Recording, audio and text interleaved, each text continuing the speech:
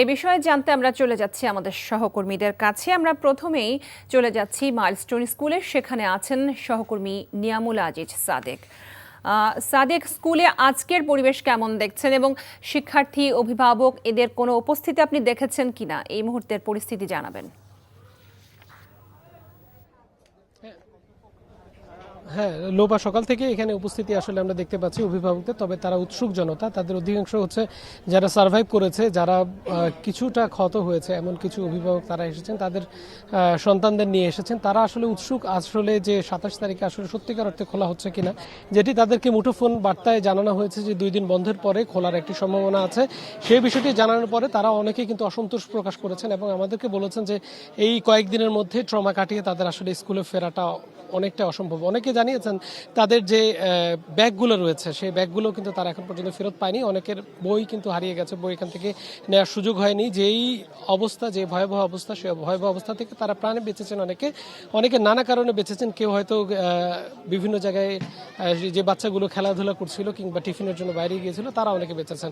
আপনাকে জানিয়ে রাখি যে 7 সদস্যের একটি তদন্ত কমিটি করেছে এই school, milestone school and college. তারা কিছুক্ষণ আগে আমাদেরকে ব্রিফ করেছেন। সেখানে সাইফুল ইসলাম একজন লেকচারার, তিনি বলেছেন যে এখানের তখন আসলে ছুটি হয়ে গেছিল, যারা আসলে পিছিয়ে পড়া যে শিক্ষার্থীরা রয়েছে তাদেরকে একটি ব্যাকআপ ক্লাস দেওয়া হচ্ছিল। সেই ব্যাকআপ ক্লাসের কারণে তাদের অনেকে এখানে অবস্থান করছিল। মূলত সেই শিশু শিক্ষার্থীরাই কিন্তু এখানে সেই ভয়াবহতার শিকার হয়েছে। একই সঙ্গে তারা বলছে যে যে মিসিং যে নম্বরটি খোলা হয়েছে, সেখানে যদি কোনো অভিভাবক এখন তাদেরকে যদি মিসিং তাদের সন্তানের জন্য আবেদন করে, সে বিষয়টি তারা সমন্বয় করে জানিয়ে দিবেন। তবে এখন পর্যন্ত আমরা দেখেছি যে যে শিক্ষার্থীদের যে আন্দোলন ছিল, সেই আন্দোলন কিন্তু আজকে তারা এখানে করেনি। তারা এখানে বেশ কয়েকবার এসেছে, কর্তৃপক্ষের সাথে কথা বলেছে এবং বলেছে তাদের যে দাবিগুলো, সেই ন্যায়সঙ্গত দাবিগুলো তারা মেনে নেবেন।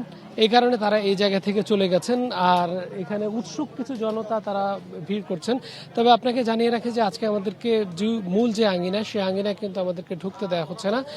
সাইফুল ইসলাম জানিয়েছেন যে আগামী 27 তারিখে খোলা হবে কিনা, যেহেতু শিক্ষার্থীদের এবং অভিভাবকদের অসন্তোষ রয়েছে, সেই ক্ষেত্রে তারা 27 তারিখের বিষয়ে তারা আবার মিটিং করে জানিয়ে দেবেন এবং তদন্ত কমিটি কি হচ্ছে সেই বিষয়টিও আমাদেরকে জানিয়ে দিবেন। তো এই ছিল সর্বশেষ অবস্থা। লোপা, বান্ডেল থাকলে প্রতি সেনমানিতে টাকা বাঁচবে। বিকাশ সেনমানি বান্ডেল কিনে জিতুন প্রতি লেনদেনে। দর্শক, আমরা এবারে চলে যাচ্ছি জাতীয় বার্ন ইনস্টিটিউটের সহকর্মী কায়কোবাদ মাহমুদের কাছে। কায়কোবাদ, দগ্ধদের চিকিৎসা সম্পর্কে সবশেষ আপনার কাছে কি তথ্য আছে?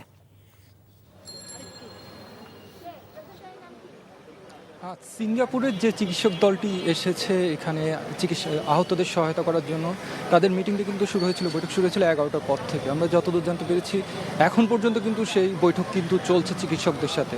বৈঠকের পরেই কিন্তু তারা মূলত রোগীদেরকেও দেখবেন, তারা তাদের পরামর্শ দিবেন, সে অনুযায়ী কিন্তু চিকিৎসা সেবায় পরিবর্তনও আসতে পারে। এটি গতকালই কিন্তু জানানো হয়েছিল মন্ত্রণালয় থেকে। একই সাথে এটিও জেনে রেখি আমরা কিন্তু ইন্ডিয়ান হাই কমিশনও কিন্তু জানিয়েছে তাদের ভেরিফাইড ফেসবুক পেজে যে তারাও কিন্তু চিকিৎসক দল পাঠাবেন, তাদের সেখানে কিন্তু চিকিৎসক ও নার্স দল থাকবেন, তারাও কিন্তু পরামর্শ দিবেন, প্রয়োজনে তাদের দেশে চিকিৎসারও পরামর্শ কিন্তু তারা দিবেন।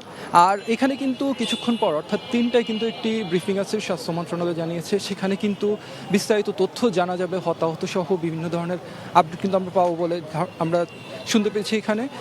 আর হতাহত নিয়ে যে 11 জন আইসিইউতে আছে তাদের অবস্থা এখন আশঙ্কাজনক, সেটাই। এর বাইরে আসলে আমাদেরকে নতুন করে আর আপডেট দেওয়া হয়নি।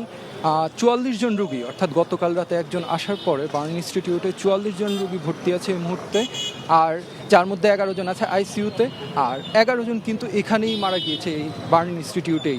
একই সাথে অন্যান্য হাসপাতালগুলোতেও কিন্তু 68 জনের মতো রোগী কিন্তু ভর্তি আছে। আর লোক আপনাকে আরেকটা জিনিস জানিয়ে রাখি, সেটি হচ্ছে কিন্তু এই সিঙ্গাপুরের চিকিৎসক দলটি কিন্তু এখান থেকে কিন্তু অন্য হাসপাতালগুলো, যেখানে এই মাইলস্টোনের দুর্ঘটনার আহত যারা আছে যাদের ট্রিটমেন্ট হচ্ছে, সেখানে কিন্তু তারা যাবে বলে আমরা জানতে পেরেছি। এই ছিল এখানকার সর্বশেষ। লোপা, আমরা জানছিলাম মাইলস্টোন স্কুলে আজকের পরিবেশ এবং জাতীয় বার্ন ইনস্টিটিউট থেকে দগ্ধদের চিকিৎসার খবরাখবর। বান্ডেল থাকলে প্রতি সেনমানিতে টাকা বাঁচবে। বিকাশ সেনমানি বান্ডেল কিনে জিতুন প্রতি লেনদেনে।